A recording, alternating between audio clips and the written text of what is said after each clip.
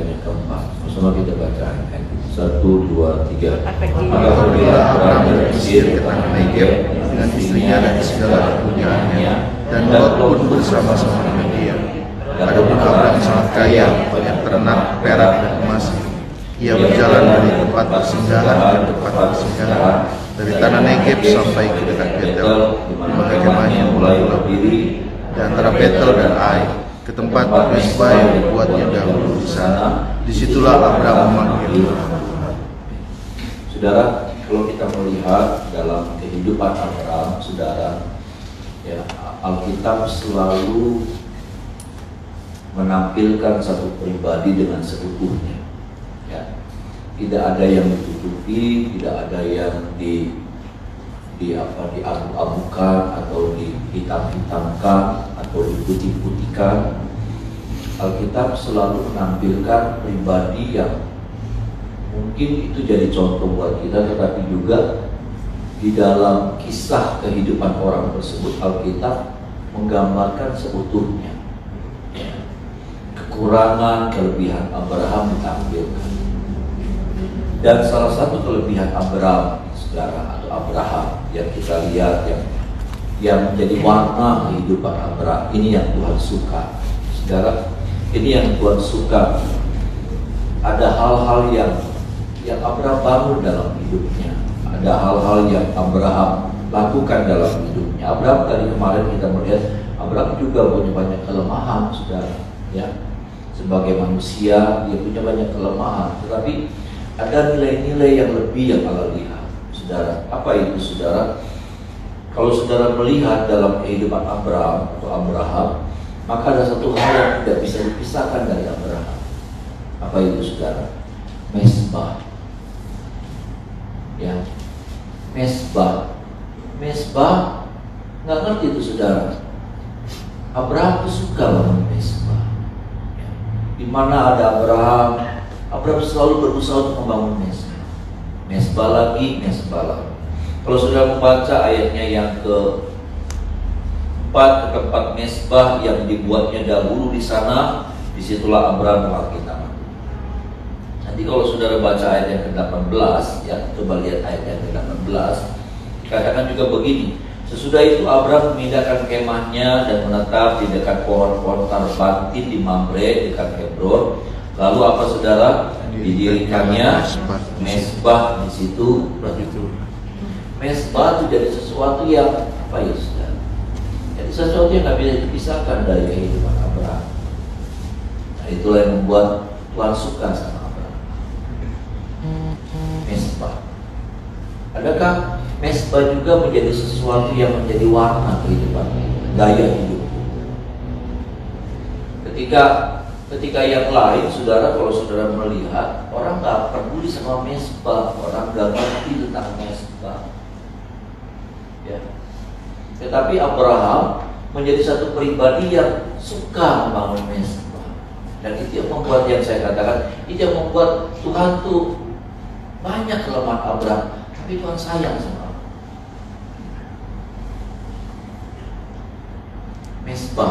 Mesbah itu bicara tentang bagaimana Abraham di situ mempersembahkan sesuatu kepada Tuhan.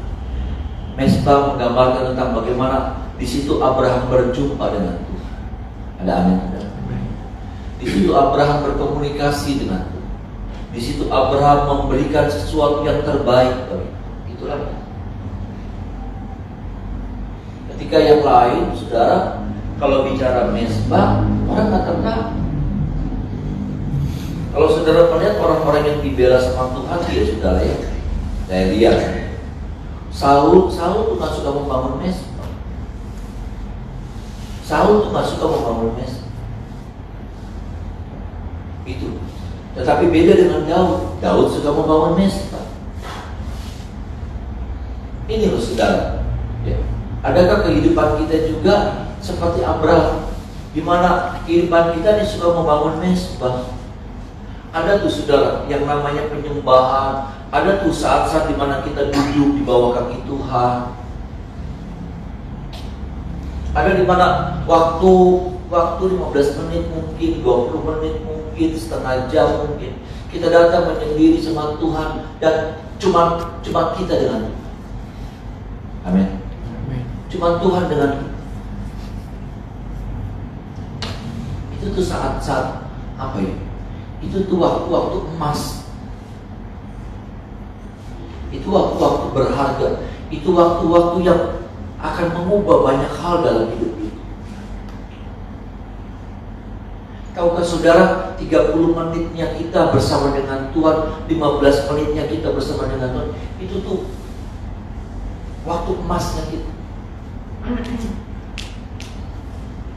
Makanya kita pernah berani bilang begini, Alkitab bilang begini, lebih baik satu hari di pelataranmu daripada satu hari. Artinya disitulah ada sebuah kelipatan yang dilakukan. Disitulah kelipatan itu terjadi. Kalau saudara ngerti ayat itu, sebetulnya itulah sebuah rahasia terobosan. Itulah rahasia percepatan. Itulah rahasia apa ya? Ya, sesuatu yang ajaib terjadi. Satu hari hasilnya 1000 hari.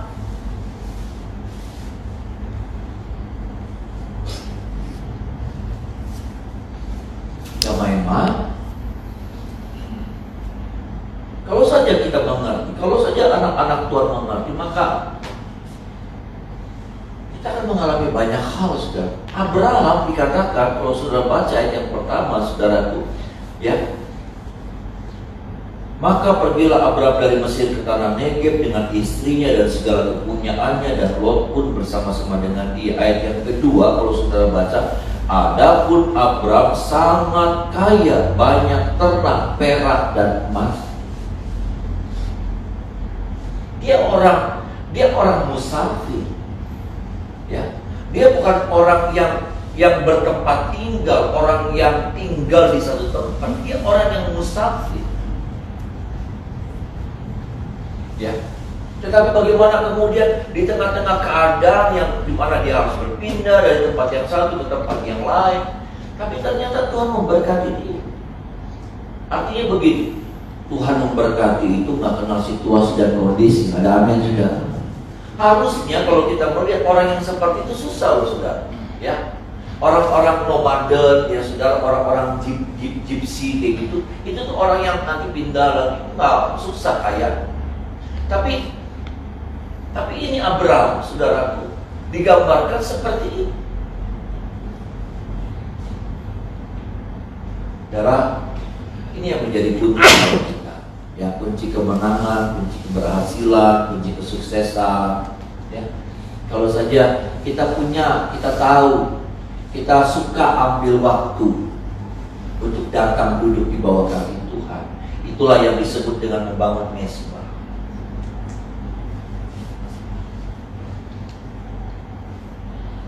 Ini, saudara, membangun mesbah. Makanya saudaraku, ya, Tuhan tuh suka sama orang yang seperti itu. Kalau saudara baca di dalam Yohanes, saudara, pasal berapa itu, 15, maka itulah yang digambarkan seperti ranting tidak bisa menghasilkan dari dirinya sendiri kalau dia tidak apa, saudara, nempel pada pokok anggur. Itu, ya, itu. Bagaimana kemudian kehidupan kita tuh nempel pada waktu kita membangun mesbah tuh, saudara. Kita seperti ranting yang nempel sama pokok anggur. Nah, dikatakan di situ, kamu akan berbuah dan berbuah banyak. Ada amin, saudara? Bahkan apa? Kamu akan berbuah tetap. Orang yang nempel itu dia akan menghasilkan hal yang 3 hal. Dia akan berbuah banyak, berbuah tetap. Enggak asal berbuah, berbuahnya berbuah, tapi berbuahnya tuh nggak bisa dinikmati asam. Ada orang yang berbuahnya manis, tapi sedikit. Hasilnya tuh sedikit. Kamu akan berbuah banyak dan berbuah tetap. Saya alami dalam kehidupan saya, dan saya percaya juga sudah alami dalam kehidupan saudara. Saudara bisa bedakan Pada waktu saudara dekat sama Tuhan, pada waktu hidup saudara melekat sama Tuhan, saya percaya hasilnya beda. Amin saudara. Hasilnya pasti beda. Apa yang saudara alami beda. Dan ketika saudara mulai punya jarak sama Tuhan, saudara pikir, saudara ingat baik-baik, hasilnya juga pasti beda. Ini Bapak Ibu Saudara, Tuhan suka dihampiri. Tuhan suka kalau ada orang-orang yang tahu bangun mesbah dalam hidup. Tuhan suka. Dan orang-orang yang seperti ini, saudaraku, orang-orang yang kayak gini juga banyak kekurangan yang kayak Abraham. Tapi Tuhan suka. Makanya Alkitab gambarkan penyembahan itu, saudaraku, penyembahan itu digambarkan seperti dikatakan proskuneo. Proskuneo itu apa? Seperti anjing yang suka ngedeketin tuannya. Seekor anjing yang suka kalau melihat tuannya, aduh, semuanya lupa, saudara. Yang dia butuhkan cuma tuannya. Dia cuma pengen dekat sama tuannya, dia pengen dibelai sama tuannya, dia pengen nempel sama tuannya. Anjing, kalau saudara lihat anjing banyak kelemahan. Ya, anjing itu banyak kelemahan, banyak sekali. Jorok anjing. Anjing itu jorok. Sebagus-bagusnya anjing, semahal-mahalnya anjing, saudara, ya, tapi satu jorok. Tapi satu sisi yang nggak bisa dipisah dari anjing. Anjing kalau ketemu sama tuannya gitu, antusias banget. Antusias. Tadi pagi saya berdoa, saudara, di pinggir ranjang. Itu popot banget. Itu popot musel. Saya lagi doa, ini musel saja. Ini musel, ya apa ini? Itu anjing. Tuhan tuh suka, saudara, kalau kita begitu. Kita tuh antusias, rindu. Ada banyak anak Tuhan nggak ada rindunya sama Tuhan. Ada anak Tuhan bukan saudara. Amin. Saudara rindu tiap pagi juga datang sama Tuhan. Tapi yang saya mau bilang juga, ada waktu-waktu bersendirian kita di rumah. Ya, nggak cukup jam seperti ini, saudara. Ya, paling tidak 15 menit kau duduk di bawah kaki Tuhan. Kau naikkan penyembahan, kau naikkan pujian, dan terasa air mata keluar bukan karena engkau punya beban. Air mata menetes bukan karena engkau punya kebutuhan, tapi karena engkau sedang menghadap Tuhan. Itu tuh, saudara. Itu tuh saat-saat yang indah. Kita cuma nangis, cuma karena kita lagi mengungkapkan rasa cinta kita.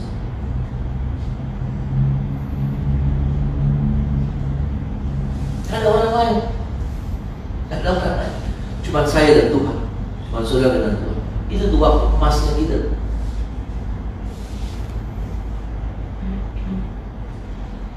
Tolong kita ya saudara, supaya Tuhan semakin tambahkan kerinduan yang seperti itu. Kerinduan, kebutuhan untuk kita menghampiri Tuhan. Abraham itu seperti itu. Daud, kenapa Daud diberkati? Daud itu suka bermazmur sendirian, menyendiri bersama dengan Tuhan. Cuma antara Tuhan dengan Daud dengan Tuhan. Seperti Abraham. Karena kalau saudara melihat nanti di Mesbah, saudara tahu, di Mesbah, saudara, di Mesbah itulah kemudian terjadi satu hal yang luar biasa. Apa itu?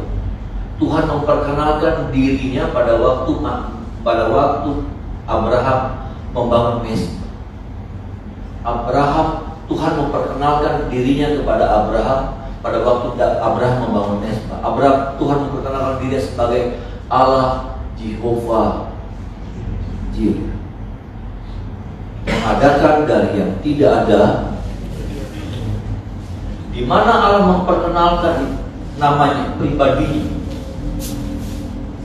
pada peristiwa Mesbah. Waktu peristiwa Mesbah, Abraham membangun mesbah, mau mengorbankan siapa itu anaknya, saudara? Ishak. Disitulah Tuhan berkata, memperkenalkan dirinya kepada Abraham. Akulah Jehovah Jireh. Peristiwanya kapan? Peristiwa mesbah.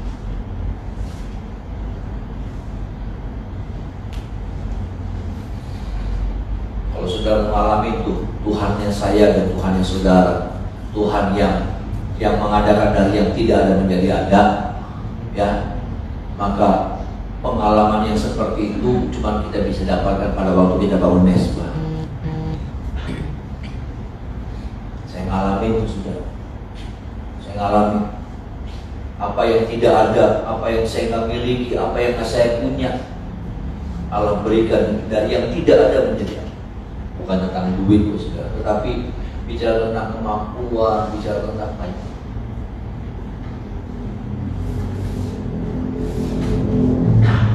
Kalau kita, ya saudara, supaya ini menjadi sebuah gaya kita, gaya hidup kita. Ya. Memang ini nggak gampang, saudara, bangun mesbah. Ya. Ini nggak gampang.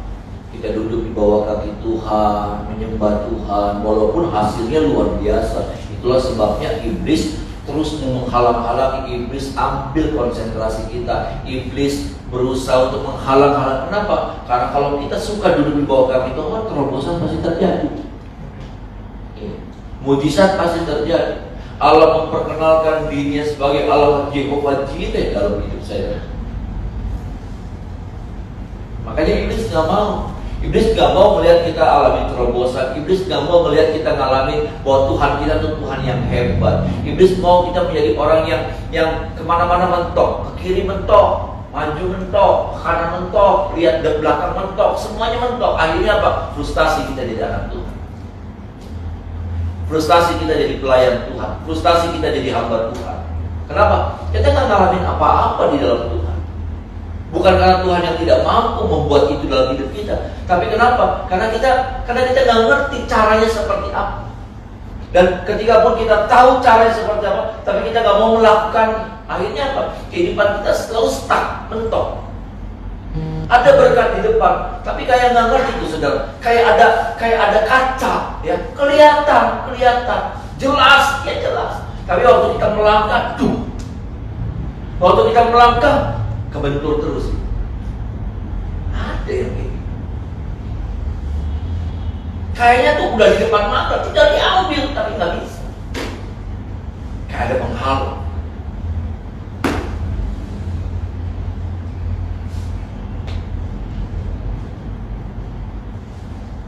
Kita punya mesbah, ya.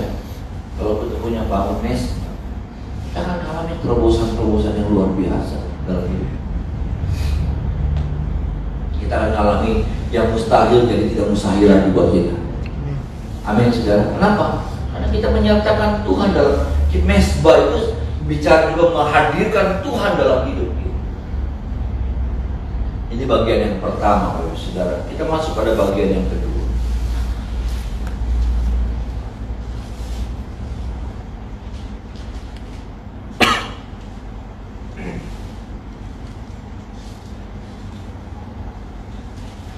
Ayat 8 saja langsung, saudara Bapak. Baca kita ayat yang 8 sampai ayat yang ke-11. Ayat 8 sampai ayatnya yang ke-11. Sama-sama kita baca ayat ini. 1, 2, 3. Maka berkatalah Abraham kepada Lot, janganlah kiranya ada perkelahian antara aku dan engkau, antara para gembalaku dan para gembalamu, sebab kita ini kerabat. Bukankah di seluruh negeri ini terbuka untuk engkau? Baiklah, pisahkan dirimu dari mereka. Jika engkau ke kiri, maka aku ke kanan. Jika engkau ke kanan, maka aku ke kiri. Lalu Lot melayangkan pandangnya dan dilihatnya lah bahwa seluruh lembah Yordan banyak airnya, seperti taman Tuhan, seperti tanah Mesir sampai ke Zoar. Hal itu terjadi sebelum Tuhan memusnahkan Sodom dan Gomora 11. Sebab itu Lot memilih baginya seluruh lembah Yordan itu, lalu ia berangkat ke sebelah timur dan mereka berpisah.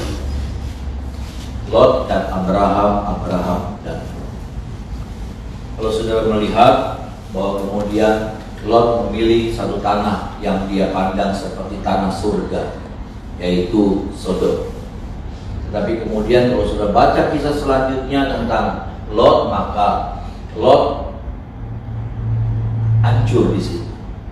Ya, hancur di situ dan hancur-hancuran hidupnya Lot. Sampai Lot kemudian istrinya jadi tiang garap dan ke dalam pelarian, kemudian akhirnya dia tidur sama anaknya, ya, kedua anak perempuannya. Bayangkan sudah, ya, kedua anaknya mentalnya rusak, semuanya rusak, sampai keturunannya rusak, ya, keturunannya rusak, semuanya jadi rusak. Kita tidak membahas itu, tetapi yang saya mau bilang begini, saudaraku. Kenapa kemudian Lot jadi rusak? Ya, hilang berkatnya itu hilang. Yang tadinya kekayaannya hampir setara dengan Abraham. Ya, kekayaannya setara dengan Abraham. Makanya antara gembalanya Abraham dengan gembalanya Lot seringkali jadi rebut-rebutan lahan, rebut-rebutan padang rumput, karena kan di sana di daerah timur sana itu padang rumput jarang, saudara, ya, air ketemu air jarang, sedangkan ternak mereka banyak. Tapi yang saya mau bilang begini, kalau dari sudut pandang saya, ya, saudara, ya, boleh kalau saya kasih pendapat saya tentang mengartikan bagaimana Lot ini, saudara. Saya mau lihat begini, Lot tuh nggak tahu terima kasih. Lot tuh nggak tahu berterima kasih. Lot tuh nggak tahu diuntung. Dari orang yang nggak punya masa depan, dari orang yang cuma dapat belas kasihan omnya, ya kan, sudah dapat belas kasihan dari omnya, udah ikut sama om. Kemana om? Udah ikut. Ya. Buat makan apa sih nggak kekurangan? Dikasih makan, dipelihara. Apa yang Abraham makan dimakan juga sama Lot. Saya percaya seperti itu. Nggak cukup itu, sudah. Apalagi yang dikasih. So, dia bilang, oh mau ini sih, mau punya domba dewek, ya kan, sudah. Mau punya domba dewek, ya sudah. So, mungkin dimodalin, ya, dimodalin sepasang, digedein, lahir lagi, terus. Mungkin juga ada fasilitas apalagi yang diminta, diberi sama Abraham. Saya percaya itu karena tinggal sama anak. Iya kan, saudara? Tapi di satu titik ketika Lot merasa diri sudah besar, dia udah nggak ngakuin lagi udah nggak ingat lagi sama Abraham. Saudara, satu hal yang tidak boleh hilang dari hidup kita, tahu berterima kasih. Amin, saudara. Satu hal yang tidak boleh hilang dari kita, tahu berterima kasih. Bahwa hidup saya itu sampai hari ini itu karena Tuhan, benar? Amin, saudara. Tetapi tahukah saudara bahwa hidup saya sampai hari ini itu ada orang-orang yang Tuhan taruh di samping saya. Ada orang-orang yang sejak saya awal mula sekolah Alkitab keluar, Tuhan hadirkan, berjumpa dengan saya, ketemu sama saya, jadi penolong buat saya, jadi orang yang ngebimbing saya, jadi orang yang bagaimanain saya sampai dari awal, dari sekolah minggu, guru-guru sekolah minggu saya. Saya nggak bisa pisahkan bahwa jerih payah mereka, guru-guru sekolah minggu itu yang sudah menghantar saya sampai hari. Ada jemaat-jemaat tua ya dulu, saudara, bahkan majelis-majelis yang sudah nggak ada di sini. Tapi lewat mereka saya harus ingat, dan saya selalu ingat tuh.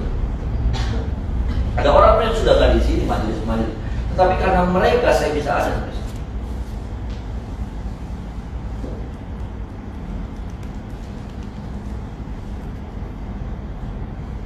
Saya nggak ada, saya bisa ada sampai hari itu kan karena saya sendiri.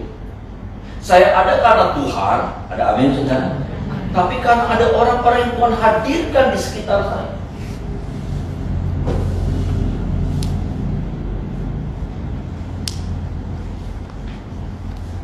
yang nolong saya, yang ngedampingin saya, ya. Apalagi mereka-mereka yang masih ada sampai hari ini. Saya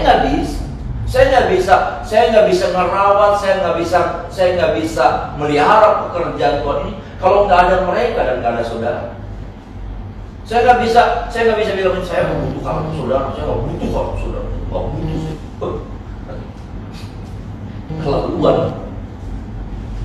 Saya nggak bisa pegang semuanya. Saudara butuh saya, betul. Tapi saya juga butuh saudara. Karena lewat saudara, Tuhan kirim saudara untuk apa? Untuk sama-sama kita memelihara pekerjaan Tuhan, membangun pekerjaan Tuhan. Ada amin, saudara. Ada orang-orang kita nggak boleh lupakan jasa-jasa mereka. Dan mereka menjadi tangan-tangan Tuhan. Kadang-kadang juga mereka jadi mulut-mulutnya Tuhan. Untuk apa? Ngingetin kita, negor saja.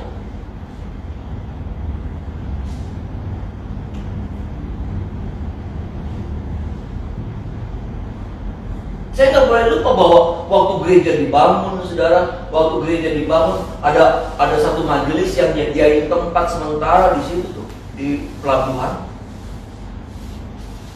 Gereja lagi dibangun tahun berapa? 88 per 89. 88 ya, Pak ya. 87, 88. Ada orang yang nyediain tuh di situ. Bengkel, lalu kemudian kita renovasi sedikit. Dan saya harus tetap taruh hormat sama mereka. Mereka sudah nggak ada di sini. Tapi kalau nggak ada mereka, beda lagi cerita. Maaf, kadang-kadang kita gampang melupain. Setelah cerita itu selesai, kita bilang beli butuh, langkah mereka beli apa? Iya kan? Kadang-kadang kita bilang begitu. Mungkin lo juga bilang begitu. Nggak ada berarti juga saya pasti diberkati. Belum tentu.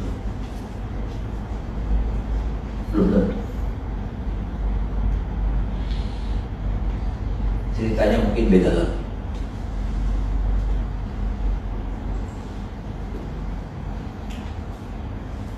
Masalahnya lo cuma satu sebetulnya. Masalahnya lo cuma satu. Saya pikir begini, ya betul dia salah milih. Cuma karena dia salah milih itu kan memang Tuhan begini. Orang yang nggak tahu berterima kasih kadang-kala sama Tuhan dibiarin. Iya. Karena gini, Tuhan bilang begini, prinsipnya begini, saudara. Perhatikan ya, saudara. Prinsipnya begini. Tuhan pernah bilang begini, kalau yang kelihatan aja kamu nggak hormati, apalagi yang tidak kelihatan.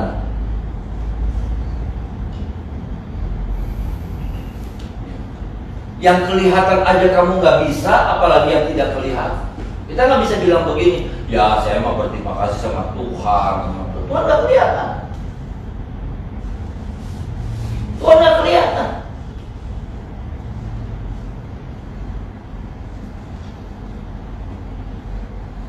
Bahwa hidup kita sampai hari ini, ada orang-orang yang sudah tolong kita. Amin. Ada orang-orang yang sudah tolong kita sampai hari ini. Waktu kau susah, Tuhan kirim ada orang datang, kasih sesuatu, bantu sesuatu, atau paling enggak dia nggak bisa ngasih, tapi paling enggak dia terus nguatin kita. Whisky kuat, kuat.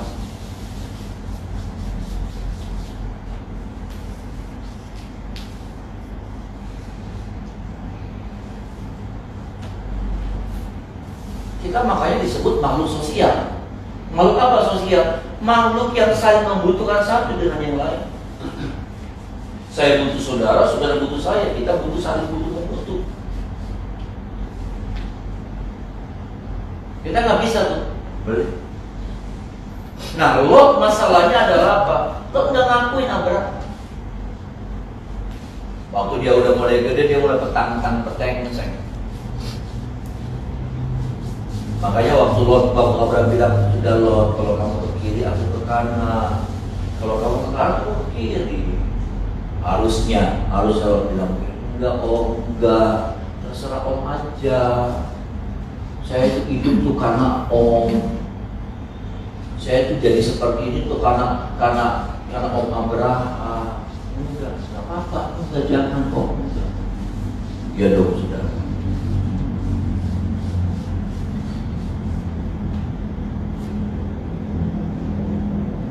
Oh, hidup saya banyak, sudah hidup saya itu berhutang budi sama ribuan orang, sama keluarga saya, sama kakak-kakak saya. Saya ingat bagaimana waktu gereja kebakaran. Waktu gereja kebakaran, saudara, kalau kakak saya pendeta itu nggak nolongin saya gosong. Anak kecil umur 7 tahun ke tutup sama gudang yang temboknya hardboard, yang pintunya nggak bisa dibuka kalau ditutup tuh, saudara, karena di situ kan engselnya nggak bener, jadi pintu sama kusen nempel. Anak kecil nggak bisa narik, saudara, karena handle-nya juga nggak ada. Kakak saya siang-siang habis makan siang, habis apel, saudara, habis pacaran, ya, naik bawa asap didobrak pintu. Kalau enggak saya nyala lagi.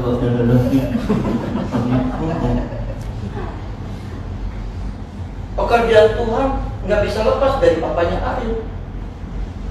Itu kursi yang di atas tuh, kursi yang di balkon, ya, papanya Ariel sampai jual mobil buat bikin itu. Jadi apa ya, saudara? Maksudnya gini, kalau kita tahu jasanya orang, kita nggak jadi sombong. Kita jadi nggak gampang sombong gitu, saudara. Tang-tang batang. Mau kita hidup tuh karena Tuhan, tetapi Tuhan kan nggak langsung nolong kita. Tuhan nggak langsung bantu kita. Tuhan kirim tangan-tangan di sekitar kita untuk nolongin kita. Ada amin, saudara?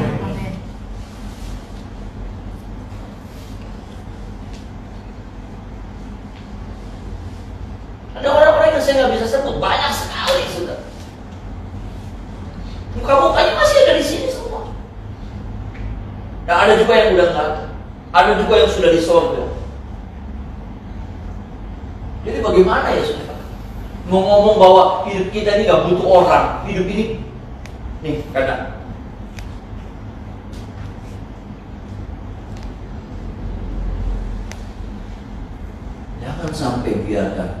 jangan sampai ini terjadi.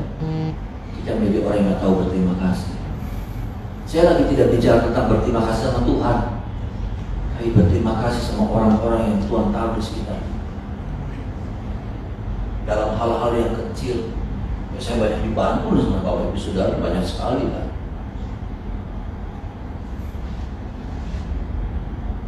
Waktu yang rekaman itu saya bingung pengen apa ya, lagi lockdown, ya ada Utuy, ya saudara, yang main-main gitar. Orang bilang Utuy sudah diangkat jadi wakil gembala, tapi kita jadi wakil gembala. Orang di Jakarta nanya sama saya, Utuy udah di kok, ya.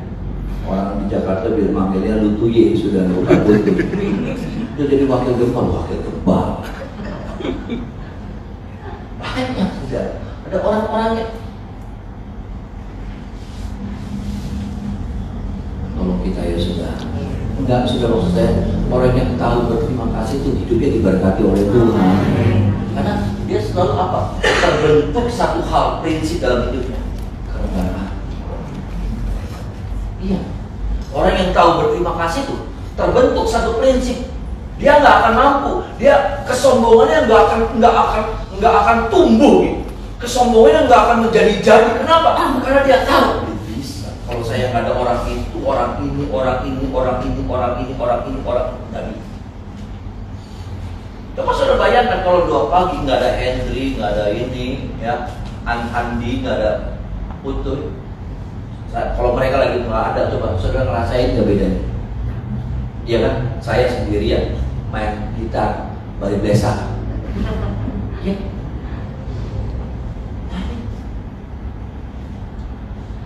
Saya mesti lari di situ, sound system. Yo, setel, mari nih. Tuhan tuh hadirkan orang-orang jadi penolong. Tuhan Tuhan jadi penolong. Tapi Tuhan hadirkan, dia nggak langsung tangannya, tapi tangan Tuhan tuh lewat tangan-tangan saudara buat saya. Ada amin saudara? Tangan-tangan orang di sekitar saudara buat saudara untuk jadi penolong buat saudara.